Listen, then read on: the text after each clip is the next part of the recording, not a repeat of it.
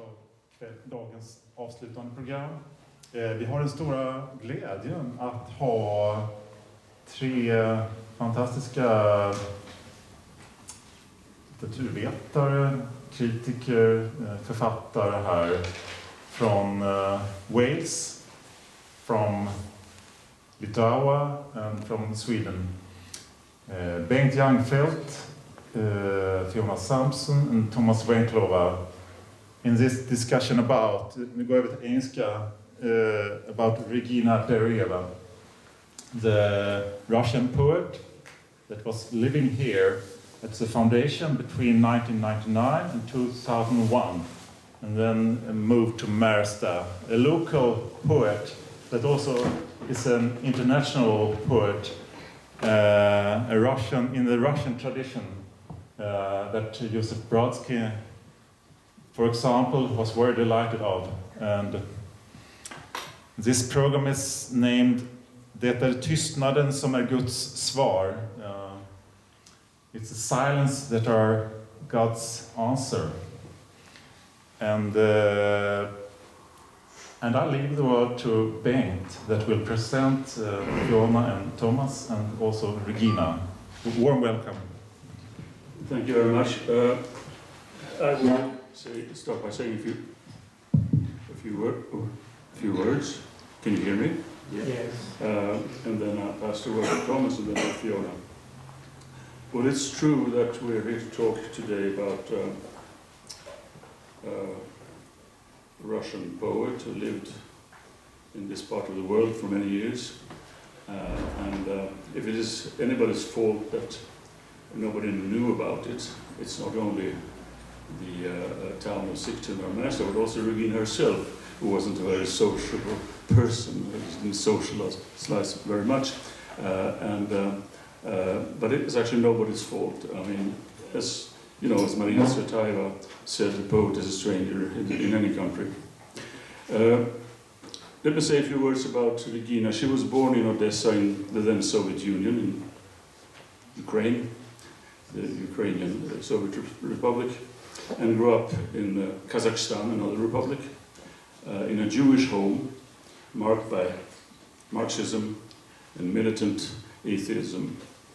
Only as an adult, disappointed with the Russian Orthodox Church, did she turn to Catholicism under the influence of Chesterton, Eliot, and a Russian thinker, a very good Russian thinker of the 19th century, Pyotr Chadaev.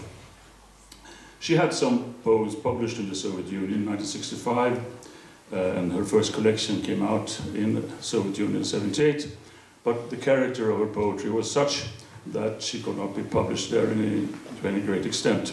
So she emigrated together with her husband, Alexander, here present. Alexander Derieva, can you please rise, get up? Because he's doing an enormous work to popularize the poetry of his late wife. And with their son, they emigrated Denise to Israel. There, however, they were denied citizenship because she was a practicing Catholic. And they moved in 1999 to Sweden, where she lived until she died in 2013. Well, in the West, she could publish at last freely, and several collections saw the light of day, both in Russian and in other languages, among them English and Swedish. I was able to be able to help Regina with a few things, among them to get her a Swedish citizenship. In my letter of recommendation, addressed to the immigration authorities, I said that although she didn't make any money at the moment, being the great poet she was, she would, I quote, in due time, no doubt, earn as much as any other Swedish poet.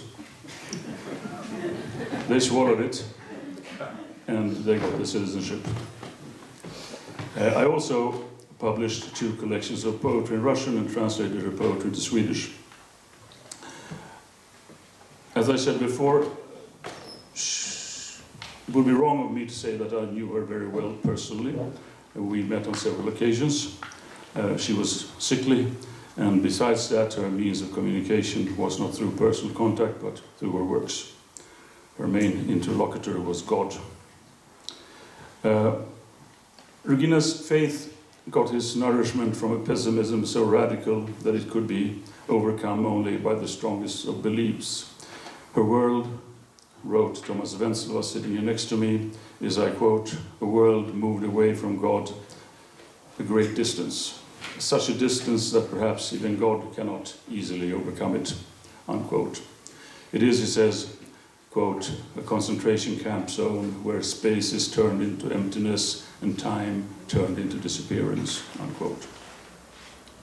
Well, in her best poems, Regina achieved that true metaphysical quality which, according to T.S. Eliot, is the fusion or alloy of thought and poetry at a very high temperature.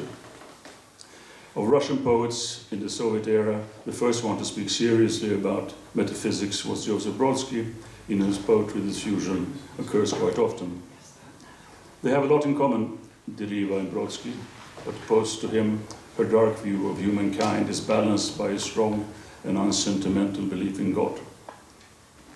Showing a paradoxical faith in God in spite of his absence, she mobilizes furiously against the feeling of being abandoned.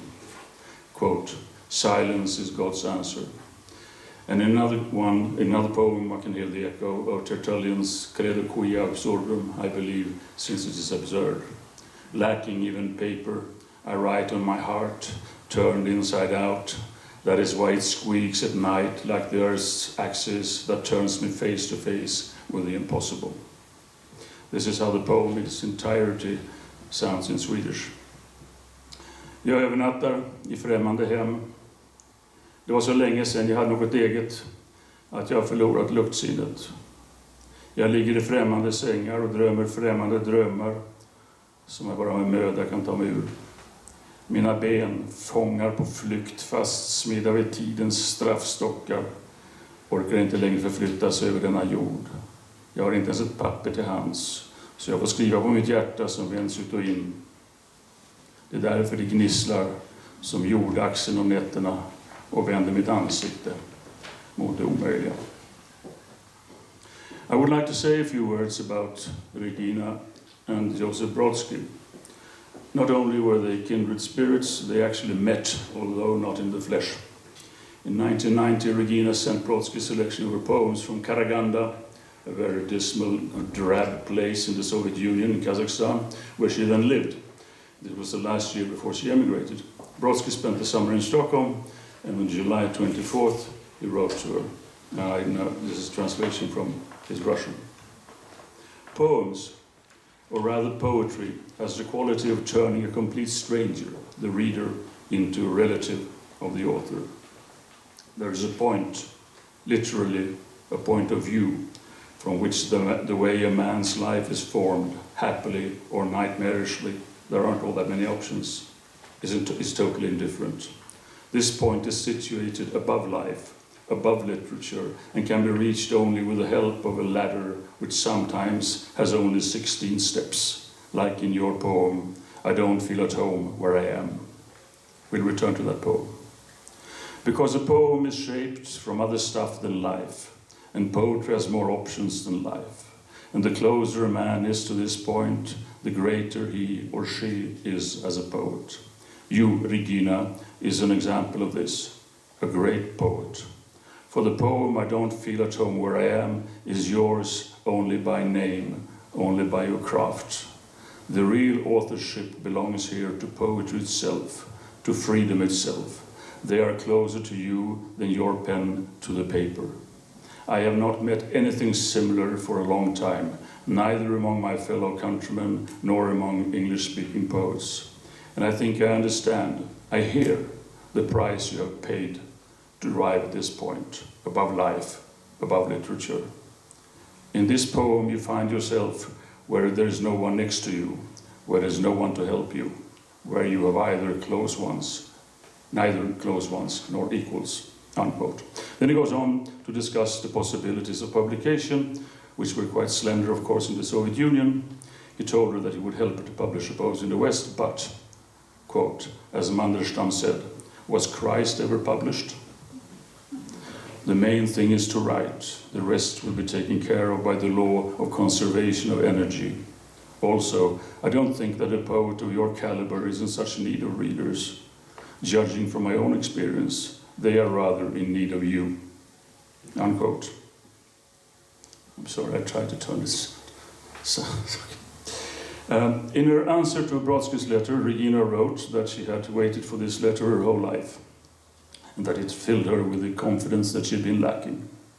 I quote, "You were always so close and dear to me that your remoteness was the remoteness of God. I received a letter from God." Unquote. I think I was going to read this poem to you, but I won't, because I know that Fiona is going to talk about it, and well, I can read it into, well, okay, I'll read it in Swedish. It's quite, well, okay. And then we do it in English, and I'll ask Tomas to read it in Russian. Det är inte där jag är som jag känner mig hemma, och inte där jag råkar befinna mig. Men där det finns ett överflöd av lugn och frihet, det vill säga vågor, det vill säga en plats där man själv består av frihet, som uppenbarad likt en gorgon förvandlar hopen till stenar, till grus, till sand. Där livets mening är så väl begravd att ingen ens släpps inom skotthåll. Från molntäckta källor strömmar ljus, strömmar färg. En seger för gyllene amoriner och ledor. Det vill säga strålglans, silke och honung. Det vill säga nåd, bävan och kall. Det vill säga allt som lever för frihet utan att kräva ett enda ord. Det är en dikt som skrevs i oktober 1988. Tomas Venclova, whom I have known since the 8th of December 1987. I remember the date very well because it was 2 days before our mutual friend Joseph Brodsky got the Nobel Prize, and I remember that Tomas and I drank a lot of vodka together with all the other people at our home. You remember that too, I suppose. Or maybe you drank too much. He's a poet, a prose writer, a scholar, philologist and translator, born and raised in Lithuania, which was a Soviet republic between 1944 and 1991. He was educated at Vilnius University and was one of the founding members of the Lithuanian Helsinki group, and took part in various dissident movements in Lithuania and in Russia proper. He was prohibited or forbidden to publish his work, except in samizdat, although one poem appeared, I think, in 1972, a collection of poetry. In 1977, he was forced to emigrate, and since 1980, he has taught Russian and Polish literature at Yale University. He's published a lot of poetry, literary criticism, political commentary, and so on, and a book on Vilnius. And his works have been translated into several languages by Milosz into Polish and by Joseph Brodsky into Russian. Speaking of Brodsky, I think the last time we met was actually at Brodsky's 70th birthday in Vilnius 5 years ago, when you were awarded an honorary doctorate, honoris causa, at the Kaunas University. Brodsky and Venclova had a close relationship, and they dedicated several poems to each other. Tomas is also the author of penetrating essays about Brodsky, but that's a theme in itself. Today we're here to talk about Derieva. Tomas, how were you introduced to her poetry, and why do you qualify her as you do in a review of a collection of poetry as sorry, we're in the wrong page. You qualify her as one of the outstanding writers of contemporary Russian diaspora. Well, she is not only an important writer of Russian. Oh, yes. She is not only an important writer of contemporary Russian diaspora, but I think she has a specific niche in the world literature today. She is rather well known already, although she deserves more outside the borders of Russian language, I believe. How I was introduced to her poetry? Well, I just read poetry, and especially Russian diaspora poetry, and I simply cannot establish the exact date and the exact circumstances when I found Regina Derieva. But I am proud that I was introduced to her. We saw each other. And she, by the way, well, it may sound immodest, but she told me that she also knew my work. And so, in a sense, we were also kindred spirits, so to speak. But you met her already in Jerusalem, right? Oh yes, yes, that was my first time in Jerusalem. Yes, I came to Jerusalem, and Alexander Diev arranged a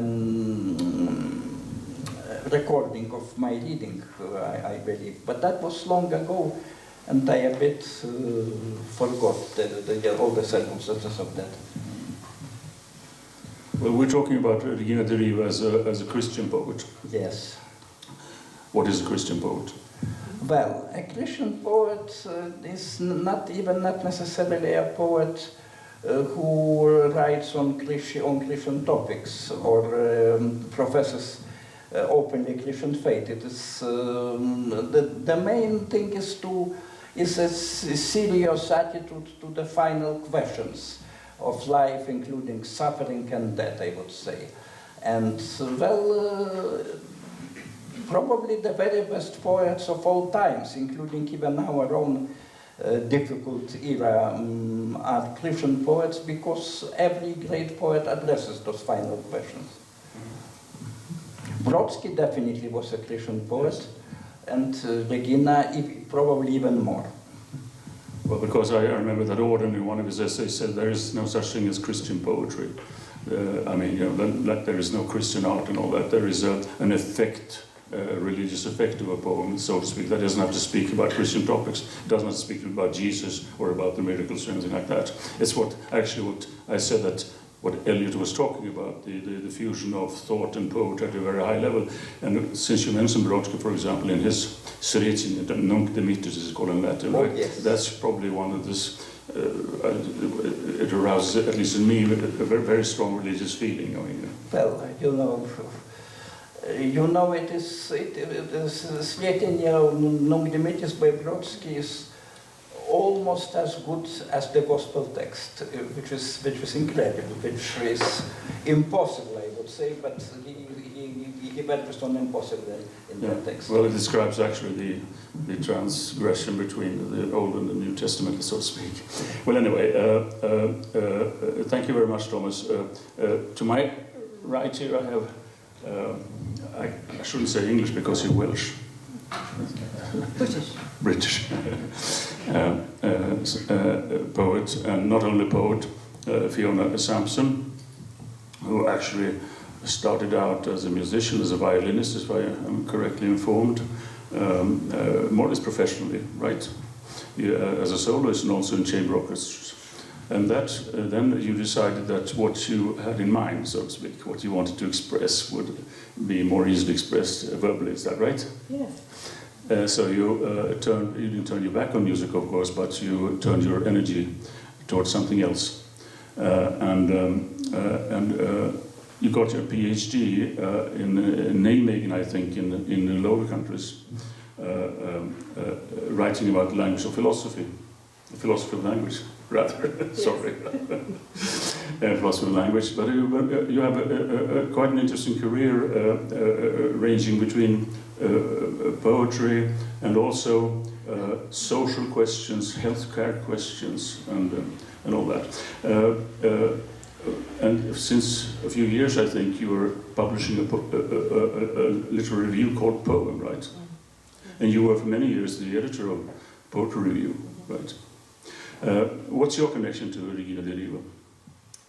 Well, I'm embarrassed by your generous introduction, and I'm also in a way embarrassed to be here because I suppose I'm here as a representative of all the people who were, all the people who never knew Regina Derieva, all those of us who didn't translate her, aren't responsible for having secured her, asylum in Sweden. Those of us who simply read her as fellow poets. So in a sense, I hope I'm speaking for that other kind of diaspora, that wider community of poets who, without direct personal contact, are moved and excited by her work.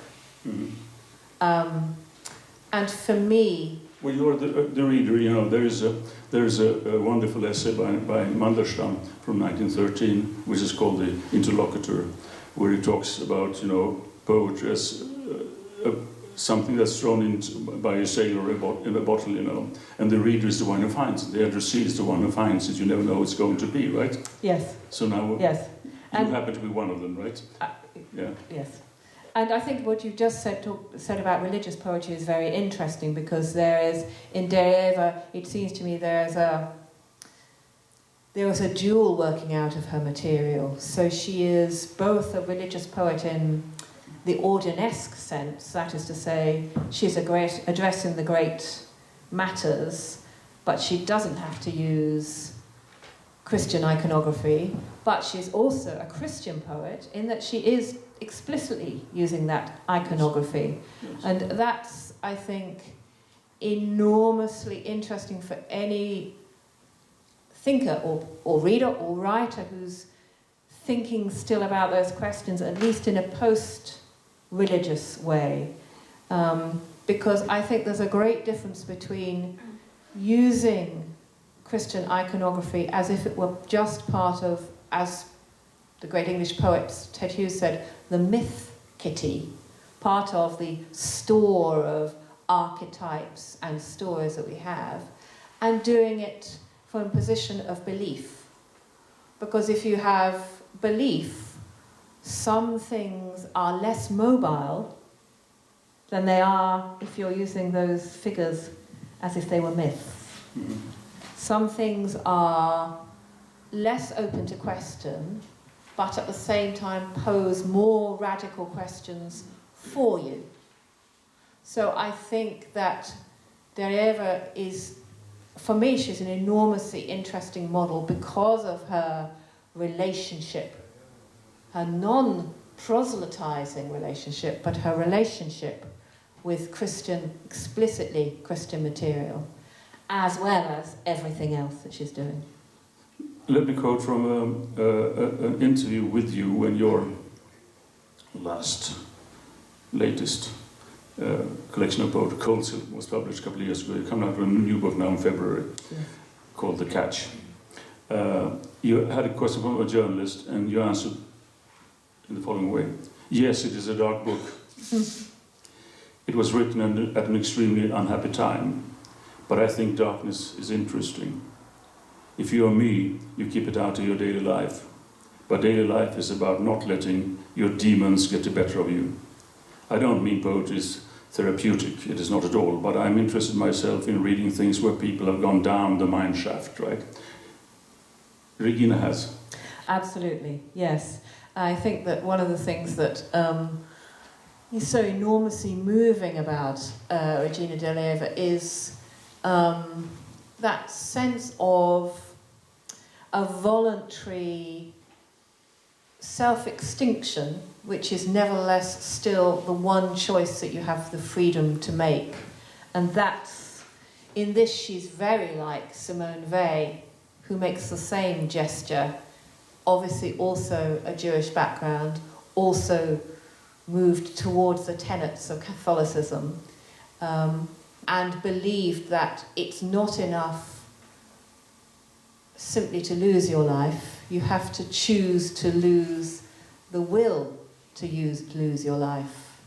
And it seems to me that double renunciation of the self is what Derieva is doing. So, for example, in a poem like Beyond Siberia, again Siberia, she's talking about, in the end, there being nothing, but there being nothing is the strongest thing that can be the case, because you have seen and chosen that.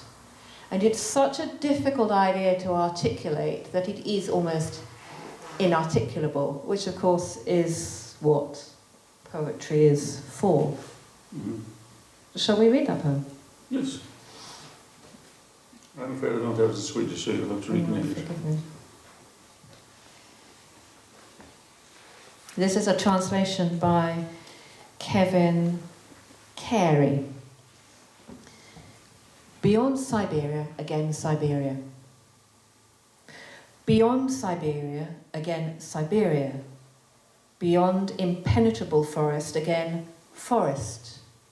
And beyond it, waste ground, where a blizzard of snow breaks loose.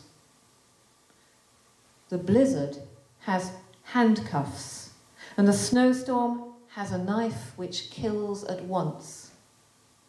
I will die, pay a debt for others who live somewhere, out of spite, out of fear and terror, out of pain, out of a nameless grave.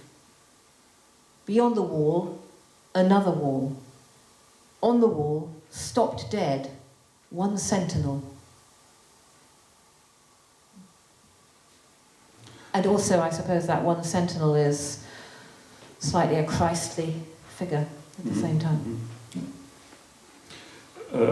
Would you now like to say, it's quite interesting because when I was preparing for this event, I thought I would quote Brodsky's letter because he's quoting this marvelous poem, and then you said to me that you would be thinking about the same poem. Yes. Maybe you should say a few words. I read it in Swedish already, and we can read it again both in English and in Russian. Shall I read the English first? Yes, and then we'll read it in Russian. I don't feel at home where I am.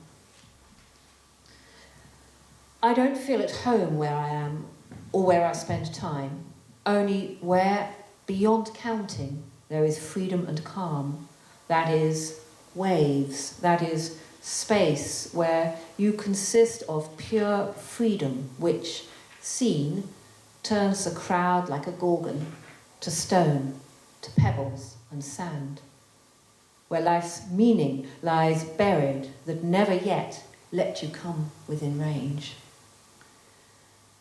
From countless cloud-covered springs pour colour and light, a fate of cupids and laders in gold. That is silk and honey and sheen. That is boon and quiver and call. That is all that lives to be free, needing no words. Мне не там хорошо, где есть, и не там, где бываю, а там, где покоя и воли не счесть, то есть волн, то есть место, где сам состоишь из свободы, чей вид обращает горгоной толпу в камни, гальку, песок, где зарыт смысл жизни, что даже на пушечный выстрел к себе никого не подпустит, заоблачных нерв. Льется свет, льется цвет, торжество золотых купидонов и лет, то есть блеск, то есть шелк, то есть мед, то есть благо и трепет и сов, то есть все, что живет для свобод и при этом не требует слов. Well, as anyone can hear, it's an anapestic trimeter, right? They're not in English, yes. So, Fiona. Well, I mean, the reason this poem moves me so much is because it makes a tremendous turn. It gives us both the stoniness, that meaning that never lets you come within range, and then it gives you this triumphal reward, the silk and honey and sheen and boon and quiver and call, all that lives to be free. And it's like turning a tanker, a big ship round in mid-stream to move from desolation to reward. And when we're teaching poetry, one of the things we often say is that you have to earn something. So the beauty of the reward has to be earned, and it's earned both by the hard work, the hard poetic work of the first part of the poem, which has to conceptualize this always beyond, this always deferred meaning. And of course, we are sort of guaranteed that it's earned by the prayerful or meditative work that the poet has also done through faith. And it also seems to me a tremendous poem about otherness and loneliness. She's talking about their turn to stone by any mention of faith and meaning. But I don't think she just means loneliness in that sense. I think it's all our existential human loneliness. Being here with, we straddle the inner world of meaning in the outer world where we kind of go through the motions perhaps. And I'm not entirely sure where on that inner and outer divide Derieva locates her God and her meaning. Is it only the loneliness of a poet? No, that's the thing, I don't think it is, because I think that the loneliness of the poet is assuaged by the poem, isn't it? Mm-hmm. And her loneliness is somehow less assuaged. And yet, she's there in the poem, the first word of the poem is I. And by being, I don't feel at home where I am. So she starts from the self. It's not an abstract speculation. She owns it. And by owning it, she makes it human. So she posits us. So she includes us. This loneliest of poets brings us into the poem and into the dilemma too. Well, maybe Thomas, you remember the letter that Czesław Miłosz wrote to Brodsky when he arrived in America. It's now I read the text now, but I remember Brodsky telling me the contents this way. Brodsky, okay, you're an American now, right? This will show you who you are. It will show you your worth as a poet, right? If you depend on the country where you are. I mean, I'm not at home where I am, because my universe is different, right? And that's actually what Derieva said, that the poet is always a stranger nowhere, no matter where she lives. Do you agree that this poem is also about that? Yes, yes, definitely so. And it's it was proved many times that the exile sometimes sharpens poetic tools and makes a poet greater. But of course it depends on his or her size, so to speak, poetic size. But in Derieva's case, just like in Brodsky's case, exile, which was very taxing for her, I believe. Yes, of course. Yes, no less taxing than her life in Karaganda, but that was finally beneficial. Because she wrote a lot. I mean, the last poem was written the day before she died. Yes. Sorry, yes? No. Yeah. If you don't mind, I will finish by reading a few poems in Swedish. Before that,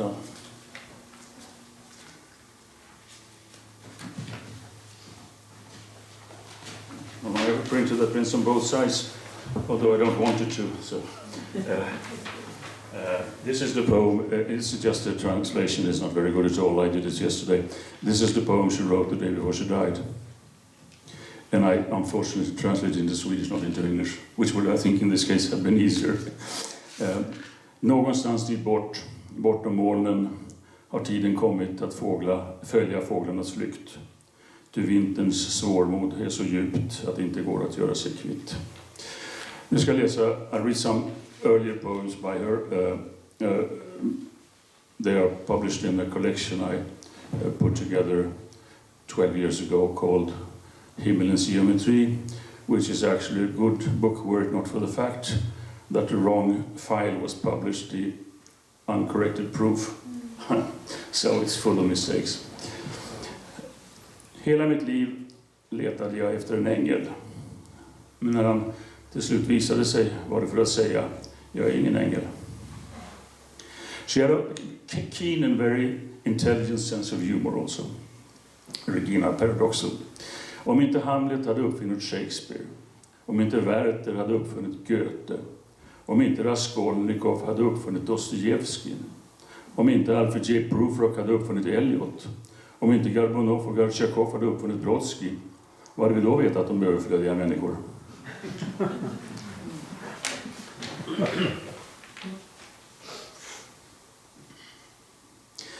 Återstår bara att läsa och läsa till man får kunskap om det som ingenstans står skrivet, absolut ingenstans.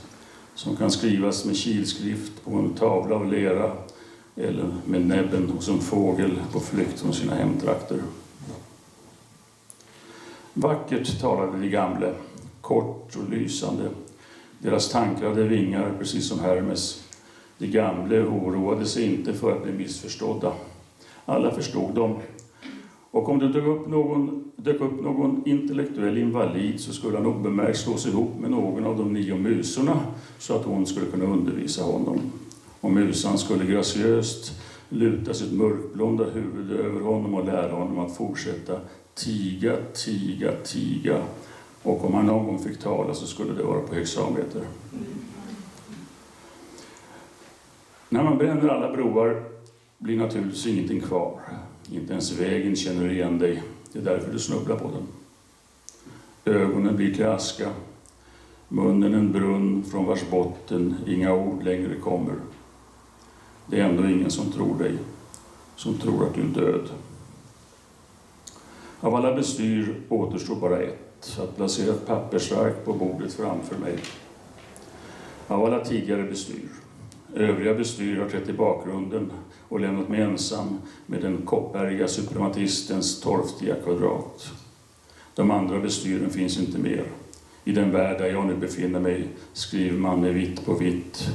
Man skriver oändliga brev till sina kära och river dem i små, små, små bitar. Så faller snön. Den läste jag.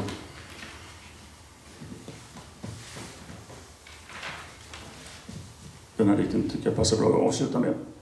Uselt minne, uselt liv och usla villkor. Usel penna och uselt papper. Uselt väder, usla vänner, usla nyheter. Fullt tillräckligt för bra tankar. Thank you very much. Thank you.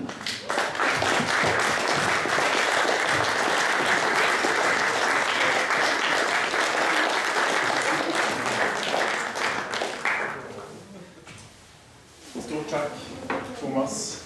Boken om Sigtuna stiftelsens författare. Fiona.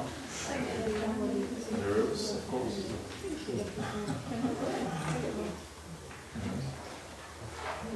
For your poetry, you write.